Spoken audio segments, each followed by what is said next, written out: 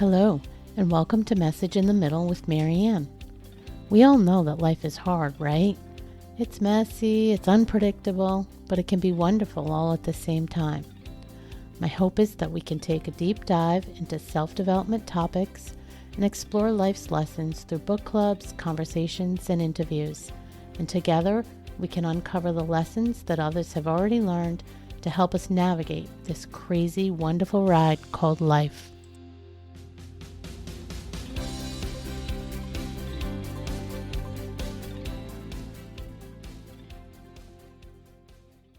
Hello and welcome to Message in the Middle with Marianne. Today I have Bri Campano with me. Am I saying that right? You are. All right. So Bri runs a podcast called Clever Conversations, and we met through a series of, classes around mastering the podcaster mindset. And we were on a panel together recently for a launch program that they were running. And so we've connected a few times now, and we wanted to talk a little bit more in front of my audience. So welcome. Thank you for joining us. Thank you for having me. I'm so excited to be here. It's been a great course. I'm so glad that we connected that way, and then we can just continue to build our relationship and our journeys in podcasting. I agree. And there's a few things that you and I talked about when I was talking on your podcast, and you filled me in on some of your history. So I wanted to touch on a few of those things because I think they tie in. So just to frame it up for those that haven't been paying close attention, I have been building a framework around the book Carry On Warrior, The Power of Embracing Your Messy, Beautiful Life by Glennon Doyle. And we did a summary of that, and now I've done a few podcasts around some of those related topics.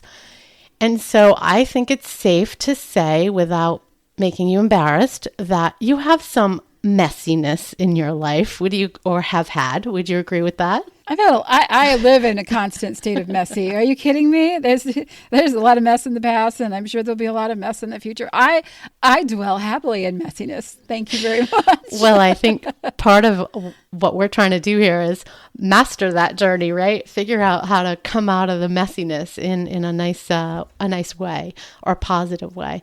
So a couple of the things that you and I touched on before, and I think again relate to some of these trials that we have in life. You talked to me a little bit about some of what came out of COVID for you. And I know a lot of my listeners have had horrible experiences, deaths and job loss and just, everything you and I both know about and what's been going on for the last few years.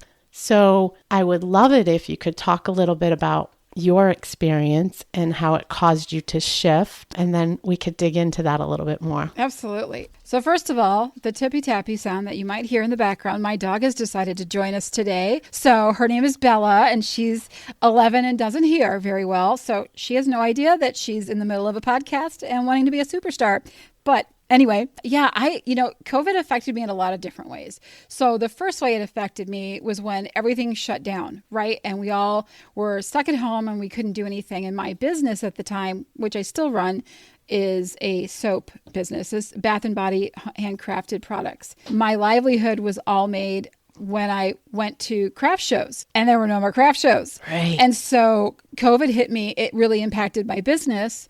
And I had to pivot. I had to learn how to do things differently. And I had to move everything online and really learn all about how to be successful doing those things, because it was something brand new to me. And I think it was new to a lot of people, right? Because a lot of this was a pivot for everyone. So that was the first way that COVID really affected me. And then I ended up getting COVID in the spring of 2021. And I was really sick. I just felt like crap. I didn't end up at the doctor's. I just stayed home, and I learned how to eat like foods that were ready-made, like all the really cruddy stuff that's full of things you don't want to eat. But I didn't have the energy to cook, didn't have the energy for much of anything. And I was about to rebrand my business, my soap business. And so it was just crushing me that I couldn't even get out of bed. And I started to feel better, and things went along okay. And I was like, oh, I'm getting back to things. I'm going to be able to make soap. I'm going to be able to, relaunch my business. And I was so excited for it. But every couple days I would start feeling like there was this hand from the grave pulling me back down saying, nope, you're not better yet. And I was fighting it and I was just feeling lousy. And I think, at least for me as a mom, I put my health and everything to the back, right? I needed to get my business done. My family needed me. I just was like, I'll deal with myself later. Like, it doesn't matter. I'll be fine. I'll be fine, right? I'll be fine.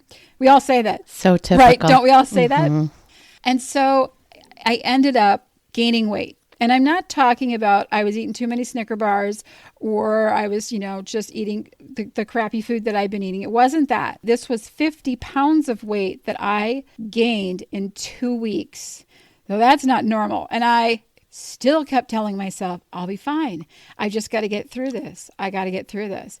I was at the point where I was having such a hard time breathing. My family was going to CVS or Walgreens and picking up those little oxygen canisters that you can buy so that I could get enough oxygen. And if I didn't have those, I was really struggling. I think my body was finally like, okay, this is it. Ended up at the hospital. I finally caved in, went to the emergency room, and in a matter of 20 minutes, they said that I had real issues with my heart. I had 2 pulmonary embolisms. I had a DVT, which is a blood clot in my leg, and I was in serious, serious shape. Like, it was really bad. And they rushed they took me by ambulance to a different hospital that specialized in cardiac care. And I went there and they did a whole bunch more tests, and I was doing MRI, like the whole slew, like whatever tests they needed, angiograms, CAT scans, MRIs, the whole works. And they put me on Lasix, which was to help get rid of this fluid. And I was there for about 15 days. And I lost all of the weight. And people like at the hospital that like saw me again, they're like, we don't even recognize you. I'm like, yep, that wasn't me. That was like all this. And it was literally fluid leaking out of my heart and into my body. And they took like a gallon of it from around my lungs, which is why I couldn't breathe. My lungs were okay, except for the 2 blood clots that had formed because of all of this water weight I was holding. And it was really scary. And they started saying stuff to me about like heart failure and open heart surgery and all these different things. And so I am still battling all of that stuff right now. I obviously don't have the clots anymore, and I don't have the water weight on me, but I'm still on medication that keeps it from happening. And I'm on heart medications and all kinds of stuff. I have a whole slew of pills. This is from someone that like wouldn't even take Tylenol, right? So like all of a sudden, like I became this pharma queen of having like ridiculous amounts of medications I had to take. So scary. It was really scary. It was really, I really shut down from that. I got home and I was like, wow, like here I was, summer had just begun. It was probably 85, 90 degrees outside almost every day. And I was like, I just want to have a summer. I just want to do fun things. But I couldn't. It wouldn't allow me to like do the things I wanted to do. So I just shut down. That was like the really hard part for me, because I didn't see a future. I didn't make plans for the next day. I couldn't plan Christmas. I couldn't plan birthdays or vacations. I just sat there thinking, well, I don't know when my time is, but it could be tomorrow. And I can't have a future at this point. I can still hear it in your voice. Yeah. You still get a little choked up about it, and I can understand why. Yep. It's relatable though, Bri, because I think whether it's a health situation or a divorce, a death of a loved one, I mean, yes, it was health, so it was a little more scary for your imminent future, but many of us have been in that position where it's like, can I get out of this? Can I go forward? And what does that look like? How does it even matter anymore? Right? I mean, I just know so many of the people even listening to this have had those situations. So what was the thing that sort of snapped you out of it? It's hard to really pinpoint it. I have to say I spent a couple months in that where I think all of June and July, I didn't know what to do. I would just sit there and have no plans. And someone would say something to me, oh, you should come to this. Oh, you should, and let's do that. And I'm like, I don't know, maybe, because I wasn't allowing it. And then I have to say, I was sitting on my computer and I saw an offer from Kathy Heller to join her free workshop that she was doing, and it was going to be about podcasting. And I was like, all right, well, that I love podcasting. I'd love to do podcasting again. Let's check it out. Let's see where the world is, because podcasting had been a long time for me back before any of the things that were going on, like all the platforms and everything else was happening. And I took that course, that workshop, and she wanted us to join her course, which was like a 12-week course and all this other stuff. But financially, it was something I could not do, especially because I wasn't working and my soap business was not really going anywhere at that time, because I couldn't even, like, how do I make soaps for a future I don't have, right? So how do I do this? But it got me thinking, this is something I could do.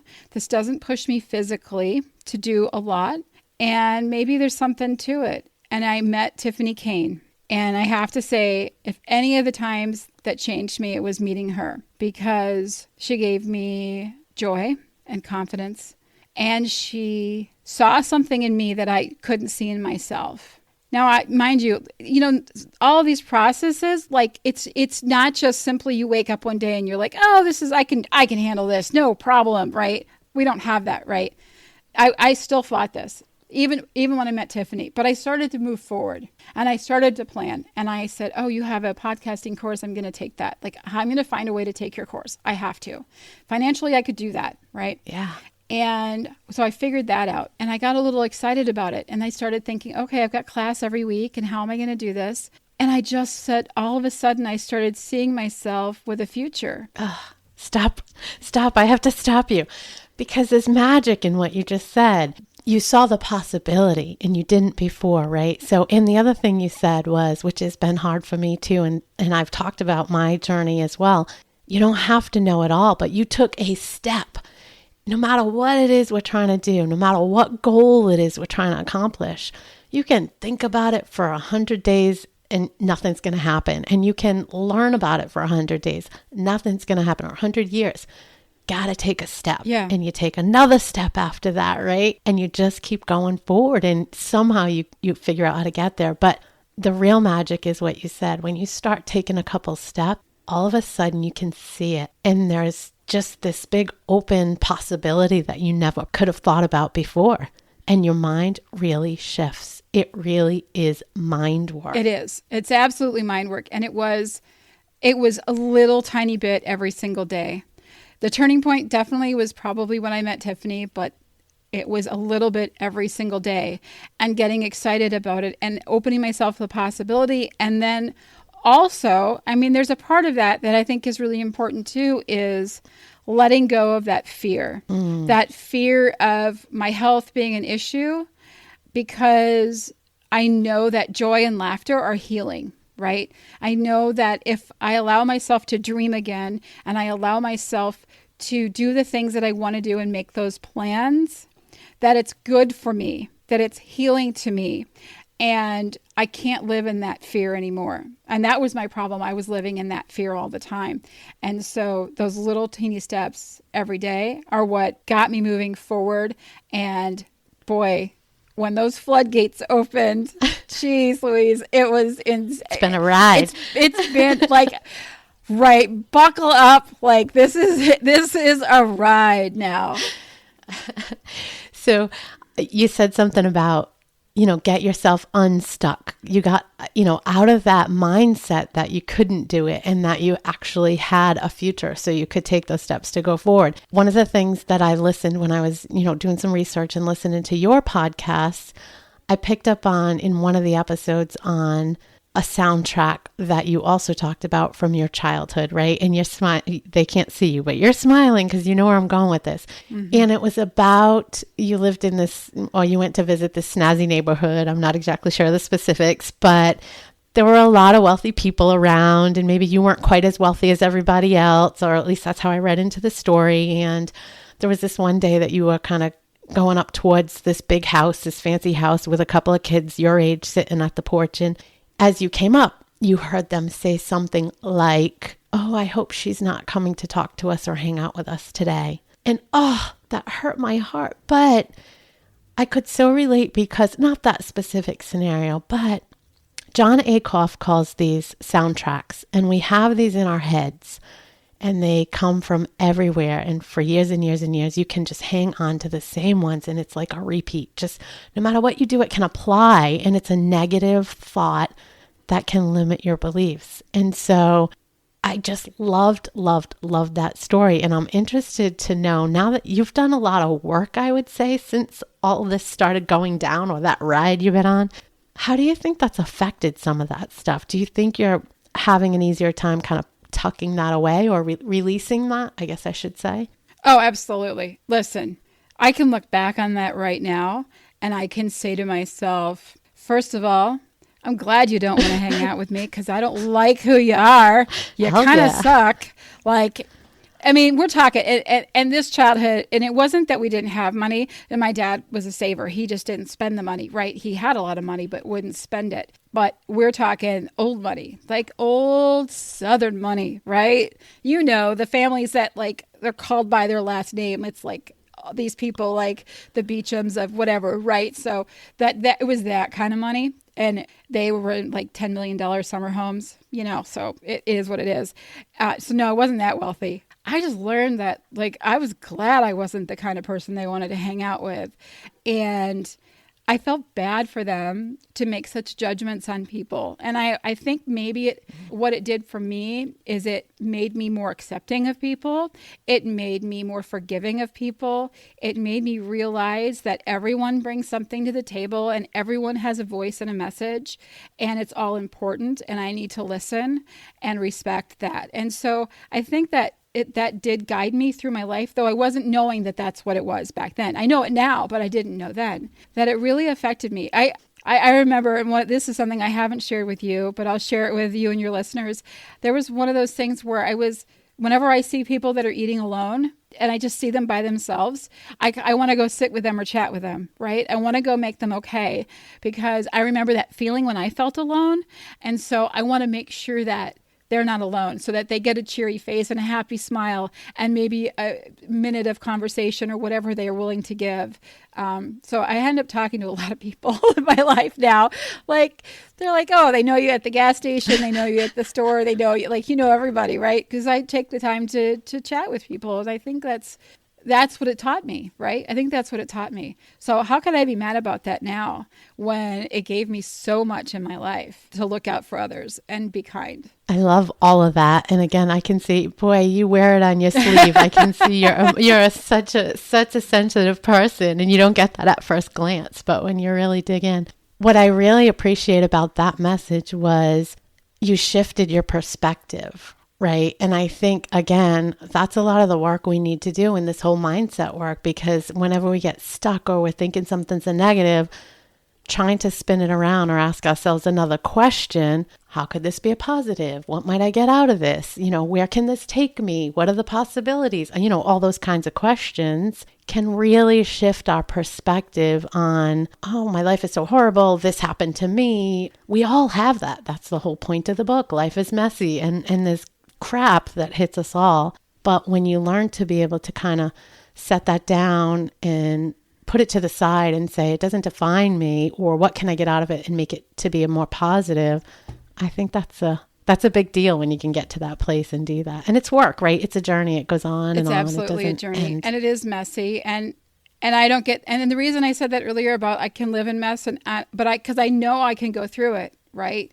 So that's the difference. Messy can happen, but I don't let it tear me down or weigh me down. I always see, you know, the cup half full, unless it's tequila, but I always see it half full. You know what I'm saying? But I mean, it's not hard to bring joy to people. It's not hard to take that 1 second. You have no idea what everyone else's day is like. And I know some people, they can get crabby and they get gruff with people, but you don't know what their day was. And so sometimes maybe your kind word or smile is going to lift their day up, and they're going to stop having that crap day, right? Because I know it helps me. But I think it's really important that you surround yourself with people that bring you up to where you want to be. And I think that's been a huge change for me, is to surround myself with so many women that I truly admire and I learned from and share joy with and sorrow and and I have this like safe area that I feel very comfortable in. So that has been one of the like the biggest things. And boy, it took me years to figure all this stuff out, right? Yeah.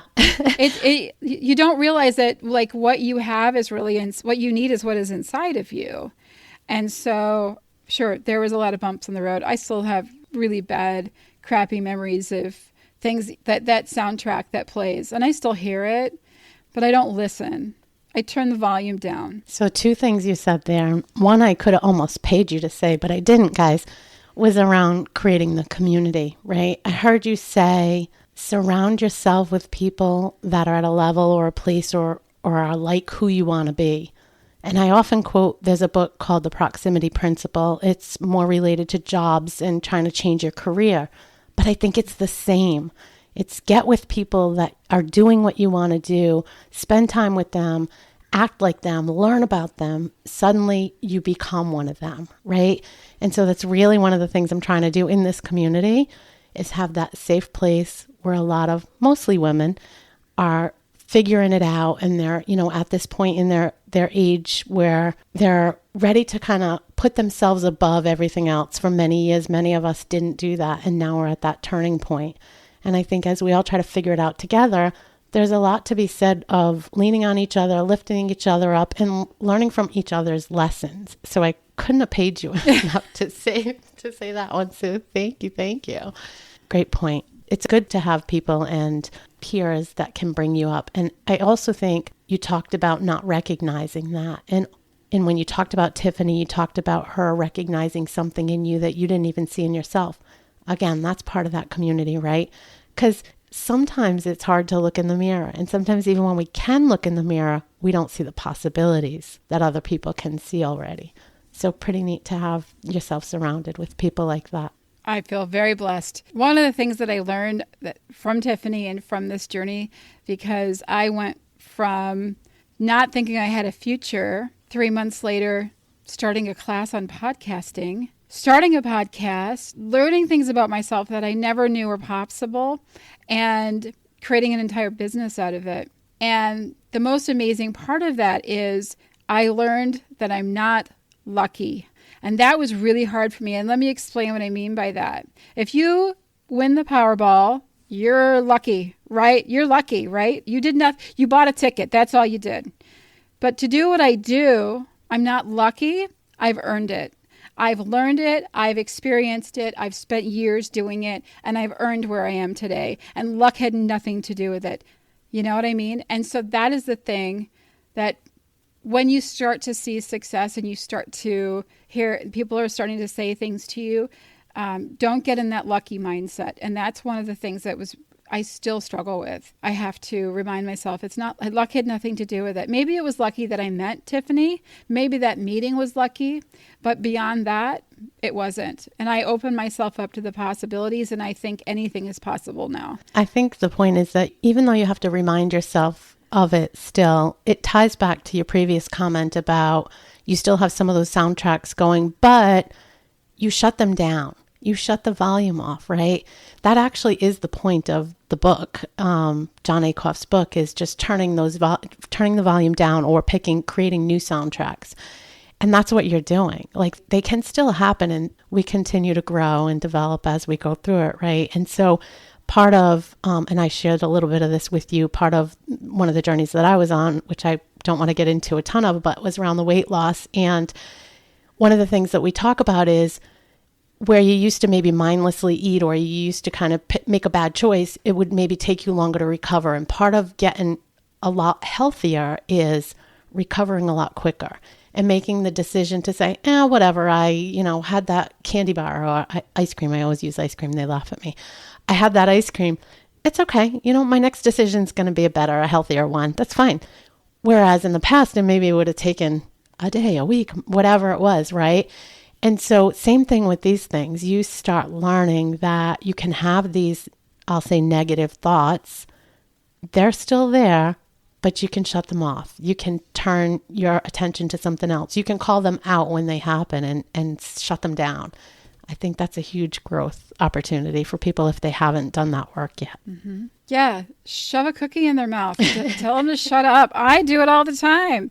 No, it's really hard. And I think the other part is, when you need to make a change, but Yes. sometimes we have to wait until we're forced to make a change, right? Because we keep saying we're fine, we're fine, we're fine. I'm done with that. I don't want to be fine.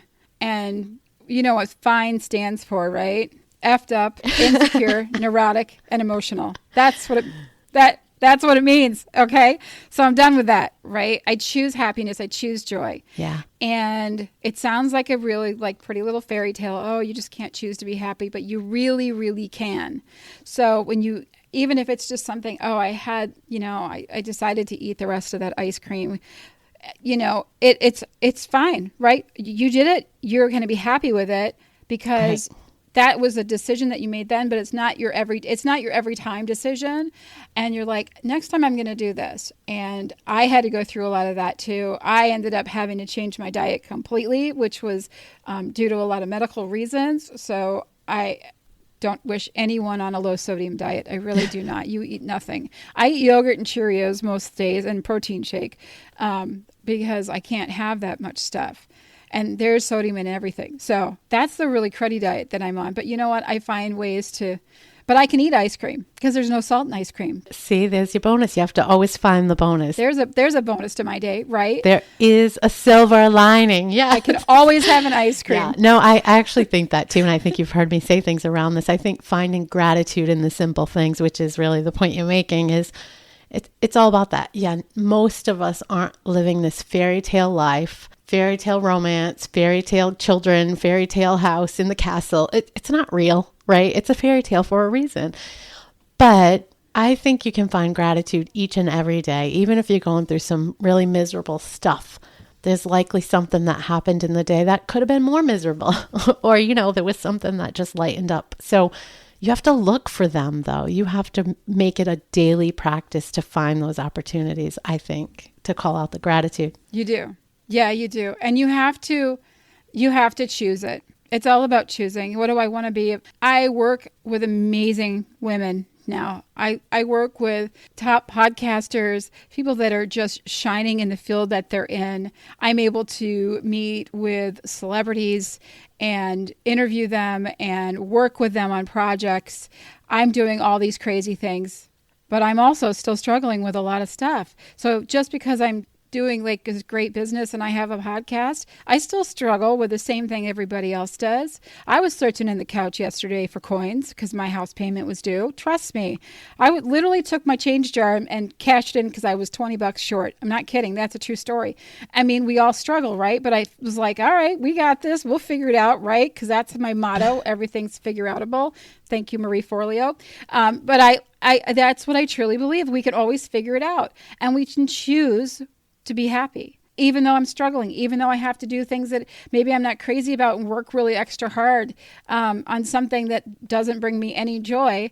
But it brings me the money that I need and to get through a day, right? So we're all struggling with our things. So I know a lot of people, they think it's just an easy choice, but you have to mentally, you have to focus on it. I'm going to choose to be happy today. And then you start being grateful for things and you start writing those things down and you'll be surprised at how grateful you can be. Even in the world, I have a friend of mine who's not in a place of her own right now and she's struggling a lot of ways. But every time I talk to her, she brings me joy because she's just overflowing with it. And I can feel her joy. And she's not letting her temporary surroundings dictate how she's going to feel each day, right? And that's what I would strive to all the listeners who are struggling. Trust me, I still struggle, but I'm getting through it and it's getting easier because I'm working my tail off to get it where I want it to be. I make that effort too. But I also choose to be happy along the way because it is all about the journey. And I have this thing in my head when everyone talks about a journey. Here's how I see. You want to know how I see myself in a journey? I don't know. I'm a little scared. Okay. Go ahead. Okay. And now this is definitely not the ending, the Thelma and Louise ending that I want. But I am with my friends in a convertible, top down, hair and wind all over the place. having what we want to eat, singing along to the radio, and having a good old time. And that's the ride I'm on. I love that. That's what I choose to be in, because I'm not going off a cliff. That's not going to happen. But I'm on that ride, right? I want to be on that ride. And so when I think about my journey, that's where I'm at in my journey. I'm in that car, turning that radio up, blasting those tunes, and laughing along with my friends. And that's I love that. I love that's what I do. And I just made that happen. I didn't pay for it. I didn't order it on Amazon. I didn't find it in a box in the back of my closet that I've been storing away for the day I lost weight to get into those jeans, type of thing. It's just something I choose for myself. It is something that I put my mind to and create for myself. And I have it inside me right now. I didn't have to look elsewhere for it. Yeah, and you're taking the actions to bring it to you. Yep. You're visualizing it and you're taking daily actions towards it. What a great way to end with a visual of you driving through the convertible with all your friends screaming to the top of your lungs on the music. Right. Yeah, it's not a Cadillac. It's the Lolita Davidovich one that she drove. It's that lime green convertible with the big Mopar. Okay, we're all your motor fans. I want the big engine that makes that rumbling noise. That's what I want. I can so picture you in that. So before we wrap up, I want to make sure people have an opportunity to check you out and some of the things you're doing. I know, as you mentioned, we touched on the podcast and we didn't get into a lot of detail on some of the other things. And you're doing a lot of stuff now in the social media world, and you're helping with other podcasts and editing and managing and all that cool stuff. So just so the folks listening know, you really use that tipping your toe into the podcast arena as a launching point, and it's created this whole world for you. So that's exciting. So tell my listeners where they can find you, and for your podcasting stuff, but also maybe your soap stuff as well. Oh, sure. So my podcast is Clever Conversations, and I'm the Clever Biatch because that's the PG-13 version of what I wanted to call it. And so I also have a website, cleverconversationspodcast.com. Very simple, easy to find. You can also find me on Instagram at the Clever Biatch. So that's BIOTCH for anyone wondering what I'm saying. And people call that biotech. I don't know what. Anyway, I'm not that smart. Come on now. And then I also have Seven Ferns, which is my soap company. And I make vegan cold processed soap and body products and things like that. Shampoo bars and bath bombs and lotions and body butters. And do you ship? I do ship. I ship in the U.S. only. But yes, I do ship. Awesome. And I am FDA compliance. I went through all that stuff, so that's a big deal. Yeah, so it's all organic. It's all really good for you stuff. Doesn't have it's vegan, so there's it doesn't have goat's milk, all the other stuff. It's just lots of butters and yummy stuff like that. So, and that's what I do. Awesome. Well, we'll have to check that out. In closing, I just want to say thank you. This has been really fun, and I'm sure we'll stay in touch. Oh, yeah. Absolutely. I can't wait. So your podcast episode comes out on mine, and then this one comes out on yours, and we have all these happy listeners. And any of the listeners, you know what? I just want to say, reach out to me in DM on Instagram if you want to chat, because sometimes you need a little sunshine, and I'm happy to sprinkle some of mine and listen and chat with you. So hit me up on that. Thank you so much. Thank you so much for having. I appreciate it. Thank you for listening to this episode of Message in the Middle with Marianne. If you enjoyed the podcast, please take a minute to share it and write a review, as it helps bring new listeners to our audience. If you'd like to keep the conversation going between episodes, please join us at Facebook group Message in the Middle with Marianne.